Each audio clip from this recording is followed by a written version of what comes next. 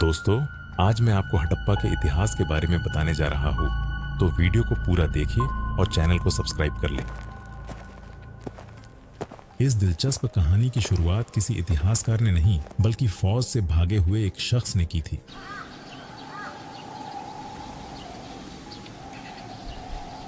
साल था 1826। भारत के पंजाब इलाके में, जो अब पाकिस्तान का हिस्सा है, जेम्स लुईस नाम का एक अंग्रेज सिपाही ब्रिटिश फौज को छोड़कर भाग गया था। उसे डर था कि कहीं वह पकड़ा न जाए, इसलिए उसने अपना असली नाम छिपा लिया और अपना नया नाम रखा, चार्ल्स मैसन।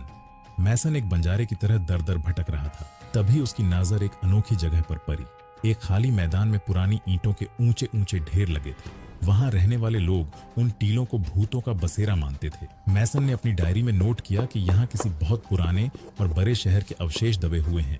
उसे लगा कि शायद ये खंडहर सिकंदर महान के जमाने के हैं, पर मैसन को इस बात का जरा भी अंदाजा नहीं था कि वह जो देख रहा है वो सिकंदर से भी 2000 साल पुराना इतिहास है। असल में वो हड़प्पा के खंडहर थे, पर उस समय किसी ने भी उसकी बात को गंभीरता से नहीं लिया। इसके करीब 30 साल बाद 1856 में एक ऐसी बड़ी चूक हुई जिसने हमारे इतिहास को हमेशा के लिए खत्म कर दिया होता। उस वक्त अंग्रेज कराची से लाहौर के बीच रेल की पटरियां बिछाने का काम कर रहे थे। पटरियों के नीचे डालने के लिए उन्हें ढेर सारे पत्थरों की तलाश थी। तभी मजदूरों की नजर पास में मौजूद हड़प्पा के उन खंडहरों पर पड़ी जहां लाखों की संख्या में मजबूत और पक्की ईंटें दबी हुई थीं। अंग्रेज इंजीनियरों को लगा कि ये तो उनके बड़े काम की चीज है। उन्होंने बिना कुछ सोचे समझे हड़प्पा की उन हजारों साल पुरानी शानदार इमारतों को गिरवा दिया और उनकी ईंटें निकालकर रेल की पटरी के नीचे बिछवा दी। इतिहास के जानकारों का मानना है कि करीब 160 किलोमीटर लंबी रेल की पटरी हडडी अछप्पा की उन्हीं पुरानी ईंटों के ऊपर खड़ी है। सोचिए, अनजाने में ही सही, पर दुनिया की सबसे प्राचीन सभ्यता के एक बहुत बड़े हिस्से को हमेशा के लिए ट्रेन के पहियों के नीचे दबा दिया गया। वह विरासत जिसे हमें सहेज कर रखना चाहिए था, वह पटरियों के नीचे दफन होकर रह गई। वक्त बदला और साल आया 1920। उस समय भारत के पुरातत्व विभाग के बड़े अधिकारी सर जॉन मार्शल थे। उनकी टीम में 2 भारतीय इतिहासकार भी शामिल थे, दयाराम साहनी और राखाल दास बनर्जी।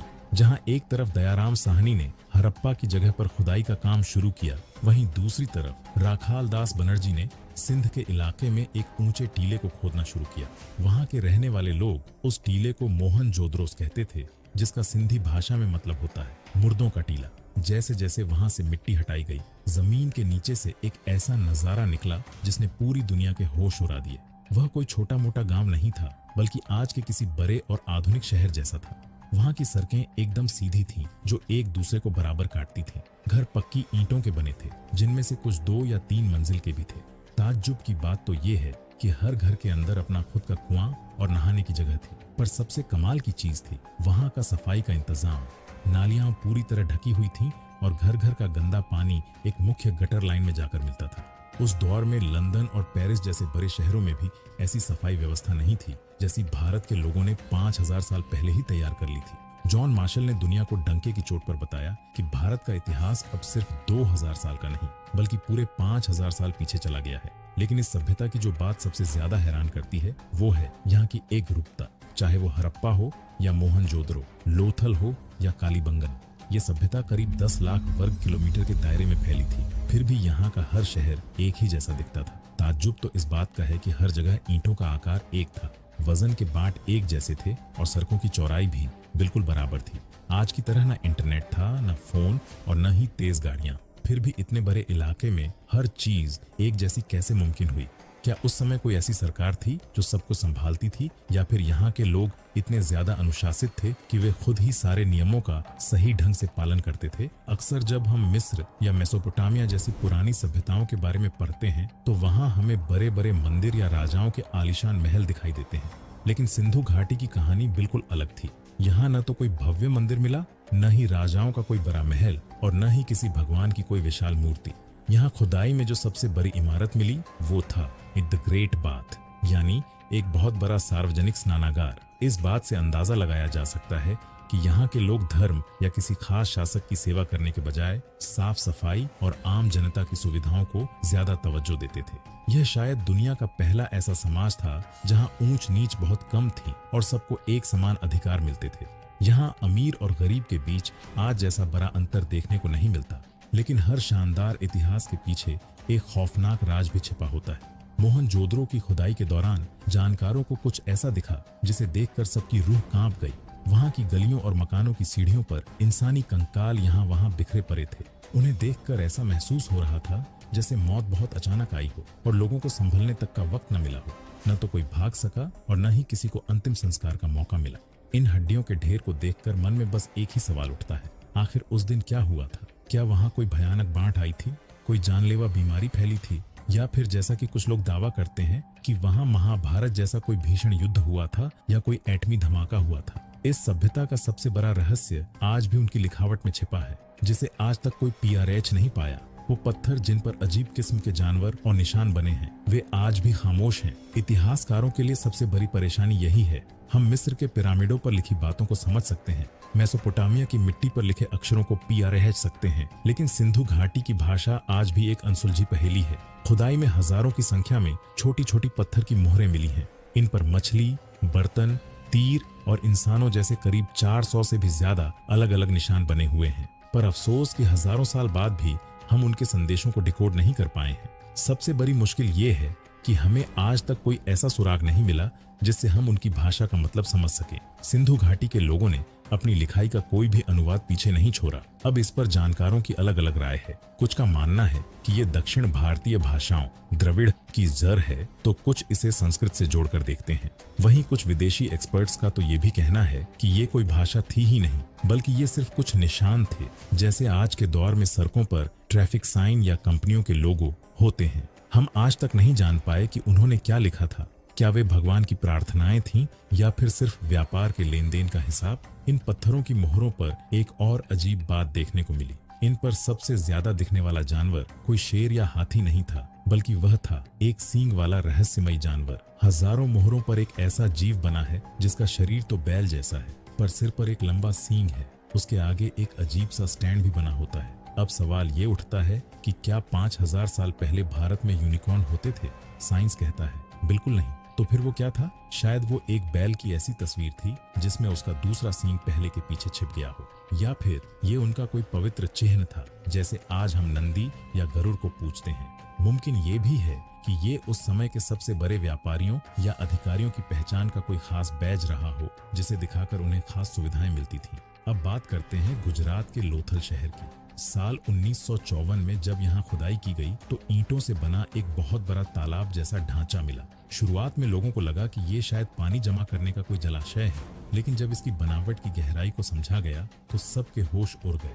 असल में ये दुनिया का सबसे पुराना डॉकयार्ड बंदरगाह था। सिंधु घाटी के लोग पानी के विज्ञान यानी इंजीनियरिंग के उस्ताद थे। उन्होंने समुद्र और साबरमती नदी के पानी को शहर तक पहुंचाने के लिए एक खास नहर तैयार की थी। उन्होंने टाइड कंट्रोल सिस्टम भी बना लिया था, यानी जब समुद्र में ऊंची लहरें उठती तो जहाज अंदर आ जाते और पानी कम होते ही लकड़ी के दरवाजे बंद कर दिए जाते ताकि जहाज कीचड़ में न फंसे। लोथल से ऐसी कई मोहरें मिली हैं जो खारी देशों और ओमान की हैं। यहाँ तक कि इराक, मेसोपोटामिया के राजाओं ने अपने रिकॉर्ड में लिखा है कि वे मेलुहा नाम के देश से सामान मंगवाते थे। जानकारों का मानना है कि मेलुहा असल में सिंधु घाटी सभ्यता का ही पुराना नाम था। ये लोग दुनिया के सबसे पहले अंतरराष्ट्रीय व्यापारी थे जो कीमती पत्थर, हाथी दांत और यहाँ तक कि मोर का भी व्यापार विदेशों में करते थे। वहीं मोहनजोदड़ो की खुदाई में 10.5 सेंटीमीटर की एक छोटी सी कांसे की मूर्ति मिली, जिसे आज दुनिया डांसिंग गर्ल के नाम से जानती है। यह मूर्ति उस समय के समाज और फैशन को समझने का एक बड़ा जरिया है। उस मूर्ति के एक हाथ में ऊपर से नीचे तक ढेर सारी चूड़ियां हैं। एक हाथ कमर पर रखा है और सिर थोड़ा पीछे की ओर झुका है। उसके चेहरे पर जो निडर भाव है, उसे देखकर एक ब्रिटिश एक्सपर्ट ने कहा था कि इस लड़की के खड़े होने के अंदाज में एक अजीब सी शान है, जैसे वो पूरी दुनिया को अपनी उंगलियों पर नचाना जानती हो। इससे पता चलता है कि उस समय महिलाओं का समाज में बहुत सम्मान था। वे न केवल कला और फैशन के शौकीन थे, बल्कि धातुओं को पिघलाकर सुंदर चीजें बनाना भी बखूबी जानते थे। अगर आप यह समझना चाहते हैं कि कोई समाज कितना सुखी था, तो वहां के बच्चों के खिलौनों को देखिए। सिंधु घाटी की खुदाई में हथियार तो नाम मात्र के मिले हैं, जैसे तांबे के छोटे चाकू या भाले, जो शायद शिकार या रसोई के काम आते होंगे। वहां न तो कोई बड़ी तलवार मिली, न ढाल और न ही जंग में पहने जाने वाले कवच। लेकिन हाँ, वहाँ खिलौनों का एक खजाना मिला है। मिट्टी की बनी छोटी बैलगाड़ियां, सिर हिलाने वाले खिलौना जानवर, सीटी जैसी आवाज निकालने वाली चिड़िया और शतरंज जैसे बोर्ड गेम्स। ये एक ऐसा अनोखा समाज था जिसका ध्यान लड़ाई झगड़े पर नहीं बल्कि व्यापार और अपने परिवार की खुशियों पर था। मानव इतिहास में ये बहुत कम देखने को मिलता है कि किसी सभ्यता ने बिना किसी बड़े युद्ध के पूरे 700 सालों तक इतनी शांति से राज किया हो। पर साल 1900 ईसा पूर्व BC के करीब युद्ध के पूरे 700 सालों तक इतनी शांति से राज किया हो। पर साल 1900 ईसा पूर्व BC के करीब कुछ बहुत बुरा होने लगा। जो भाषा और लिखाई हजारों सालों से एक जैसी थी वो धीरे धीरे गायब होने लगी। व्यापार का हिसाब किताब बिगड़ने लगा। लोथल का शानदार बंदरगाह सूख गया और मोहनजोदड़ो की जो सड़कें कभी एकदम साफ रहती थीं, वहां अब लोग बेतरतीब तरीके से घर बनाने लगे थे। वो अनुशासन और वो एकता जो सबको जोड़ कर रखती थी अब बिखर रही थी। लोग अपने हंसते खेलते घरों को छोड़ कर जाने लगे। आखिर ऐसा क्या हुआ था? क्या कुदरत ने अपना रुख बदल लिया था या कोई बाहरी हमलावर आ पहुंचा था? धोलावीरा शहर के दरवाजे पर मिट्टी में गिरा हुआ एक बड्ढा साइन बोर्ड मिला है जिस पर 10 बड्ढे अक्षर लिखे हैं। यह दुनिया का सबसे पुराना साइन बोर्ड माना जाता है। शायद उस पर स्वागत है जैसा कुछ लिखा होगा, पर अब उस शहर में स्वागत करने वाला कोई बचा ही नहीं था। साल 1944 में ब्रिटिश इतिहासकार सर मोर्टिमर व्हीलर पुरातत्व विभाग के मुखिया बने। जब उन्होंने मोहनजोदड़ो की गलियों में बिखरे उन 37 कंकालों को देखा तो उन्होंने दुनिया के सामने एक ऐसी बात कही जिसने सबको चौंका दिया। व्हीलर ने ऋग्वेद का जिक्र करते हुए कहा कि उसमें भगवान इंद्र को पुरंदर यानी किलों को नष्ट करने वाला बताया गया है। उन्होंने एक जज की तरह अपना फैसला सुनाते हुए कहा कि सिंधु घाटी सभ्यता के विनाश के जिम्मेदार इंद्र ही हैं। उनकी थ्योरी थी आर्यों का हमला। व्हीलर का मानना था कि मध्य एशिया से घोड़ों पर बैठकर आर्य भारत आए और उन्होंने इन शांति से रहने वाले व्यापारियों पर हमला करके उनका कत्लेआम कर दिया।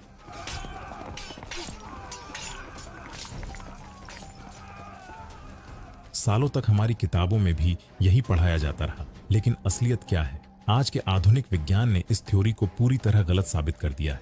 रिसर्च में पता चला कि वे कंकाल एक ही समय के नहीं थे, बल्कि वे अलग अलग सालों में मरे हुए लोगों के थे। उन हड्डियों पर हथियारों के ऐसे कोई गहरे निशान भी नहीं मिले जो किसी बड़े युद्ध की गवाही देते हों। सबसे बड़ा सबूत मिला राखी घड़ी में। वहां के DNA सैंपल्स से पता चला कि यहाँ रहने वाले लोगों के जीन हजारों सालों से एक जैसे ही थे, यानी बाहर से कोई बड़ी आबादी अचानक हमला करने नहीं आई थी। अब सवाल यह उठता है कि अगर कोई जंग नहीं हुई तो आखिर वे लोग मरे कैसे और यह पूरी सभ्यता कैसे खत्म हुई? हकीकत तो ये है कि उस महान सभ्यता का कातिल कोई इंसान नहीं बल्कि बदला हुआ मौसम और कुदरत थी। सिंधु घाटी के लोग सिर्फ सिंधु नदी के भरोसे नहीं थे, बल्कि वे एक और बहुत बड़ी नदी पर निर्भर थे जिसे कई जानकार पौराणिक सरस्वती नदी कहते हैं। सैटेलाइट से ली गई तस्वीरों और जमीन की जांच से पता चलता है कि करीब 4000 साल पहले हिमालय के इलाके में बड़े भूकंप आए थे। इन भूकंपों की वजह से जमीन का हिस्सा ऊपर उठ गया और नदियों ने अपना रास्ता बदल लिया। जो यमुना नदी पहले सरस्वती में जाकर मिलती थी, वो रास्ता बदलकर गंगा की तरफ बहने लगी। इसी तरह सतलज नदी भी मुड़कर सिंधु नदी में जा मिली। नतीजा ये हुआ कि वो विशाल सरस्वती नदी, जिसके किनारे हजारों बस्तियां बसी थीं, वो धीरे धीरे सूखने लगी। जरा सोचिए उस डर के बारे में जब लोगों ने देखा होगा कि उनके कुएं सूख रहे हैं, फसलें बर्बाद हो रही हैं और आसमान से पानी बरसना बंद हो गया है। यह एक धीमी और दर्दनाक मौत थी। लोग भूख से तड़पने लगे और बीमारियों ने उन्हें घेर लिया। मोहनजोदड़ो की गलियों में मिले वो कंकाल शायद किसी महामारी या भुखमरी का शिकार थे, न कि किसी लड़ाई के। अब बात करते हैं उस सबसे रहस्यमयी बात की जो अक्सर इंटरनेट पर सुनाई देती है। क्या मोहनजोदड़ो में हजारों साल पहले कोई परमाणु धमाका हुआ था? कुछ लोग दावा करते हैं कि वहाँ एक ऐसी जगह है जहाँ रेडियो एक्टिव राख मिली है और पत्थर पिघलकर कांच बन गए। कहा जाता है कि ऐसा तभी होता है जब तापमान 1500 डिग्री से ऊपर चला जाए। लोग इसे महाभारत के ब्रह्मास्त्र से भी जोर कर देखते हैं, लेकिन विज्ञान की कसौटी पर यह थ्योरी खरी नहीं उतरती। असल में वो पिघले हुए पत्थर किसी बम से नहीं, बल्कि मिट्टी के बर्तन पकाने वाली भट्टियों की तेज गर्मी से बने थे। किसी भी बड़ी लैब ने वहाँ रेडियो एक्टिविटी होने का कोई ठोस सबूत नहीं पाया है। वो जिसे राख समझा गया, वो असल में सदियों से जमा हुई धूल और पुरानी ईंटों का चूरा था। यह बात काफी हद तक सच लगती है कि महाभारत में बताई गई द्वारका नगरी का समुद्र में डूबना और सिंधु घाटी सभ्यता का खत्म होना एक ही समय के आसपास हुआ होगा। जब नदियां पूरी तरह सूख गईं और शहर रहने के लायक नहीं बचे, तो लोगों के पास वहां से निकलने के अलावा कोई रास्ता नहीं था। वे अपने शानदार पक्के मकानों, बेहतरीन ड्रेनेज सिस्टम और उन बड़े बड़े स्नानागारों को छोड़कर पूरब और दक्षिण की दिशा में निकल पड़े। वे गंगा यमुना के मैदानों और गुजरात महाराष्ट्र के इलाकों में जाकर बस गए। लेकिन यहाँ एक बड़ी त्रासदी हुई। नए इलाकों में वैसी सुख सुविधाएं नहीं थी, इसीलिए उन्हें मजबूरन दोबारा गांवों वाली सादी जिंदगी में लौटना पड़ा। आने वाली कुछ सदियों में लोग लिखना पढ़ना भूल गए, ईंटें बनाने का वो पुराना हुनर खो गया और विदेशों से होने वाला व्यापार भी बंद हो गया। इतिहास में इसे शहरी सभ्यता का अंत कहा जाता है। ऐसा लगा मानो भारत विकास की दौर में 1000 साल पीछे चला गया हो। तो क्या सिंधु घाटी की वो महान सभ्यता पूरी तरह मर गई? जवाब है नहीं। शहर खत्म हुए थे, लोग नहीं। सिंधु घाटी के वो लोग कहीं गायब नहीं हुए, बल्कि वे हम बन गए। आज भी जब हम हाथ जोड़कर नमस्ते करते हैं, औरतें अपनी मांग में सिंदूर भरती हैं, हम पीपल के पैर की पूजा करते हैं, या जिस अंदाज में साड़ियां पहनी जाती हैं, ये सब हमने किसी किताब से नहीं सीखा। ये संस्कार और ये परंपराएं हमारे खून में, हमारे डीएनए में पिछले 5000 सालों से चली आ रही हैं। हड़प्पा की वो ईंटें भले ही आज मिट्टी में मिल गई हों, लेकिन उनकी संस्कृति आज भी भारत की आत्मा में सांस ले रही है। लेकिन एक सवाल अभी भी बाकी है। राखी घड़ी की हालिया डीएनए रिपोर्ट ने एक ऐसा खुलासा किया है जिसने आर्य सिद्धांत और भारतीय इतिहास की किताबों को बदलने की चुनौती दे दी है। क्या हम सच में बाहर से आए थे या हम हमेशा से यहीं थे? हरियाणा का हिसार जिला, यहाँ एक गांव है राखी घड़ी। ये जगह हड़प्पा और मोहनजोदड़ो से भी बड़ी साइट मानी जा रही है। साल 2015 से 16 में यहाँ पुरातत्वविदों ने खुदाई की और उन्हें एक 4500 साल पुराना महिला का कंकाल मिला। वैज्ञानिकों ने इस कंकाल के कान की हड्डी से डीएनए निकाला। यह एक बहुत मुश्किल काम था, लेकिन कामयाबी मिली। 2019 में जब इस डीएनए की रिपोर्ट दुनिया के सामने आई तो इतिहास की किताबों में भूचाल आ गया। उस महिला के डीएनए में स्टेपी यानी आर्यन जीन का कोई नामो निशान नहीं था, यानी तथाकथित आर्य उस समय वहां मौजूद नहीं थे। इसका मतलब ये है कि उस समय कोई भी बाहरी हमलावर यहाँ मौजूद नहीं था। सबसे बड़ी बात यह है कि उसका डीएनए आज के उत्तर भारतीय और दक्षिण भारतीय दोनों से मेल खाता है। यानी सच तो ये है कि हम सब, चाहे उत्तर के हों या दक्षिण के, उसी हड़प्पा वाली महिला के वंशज हैं।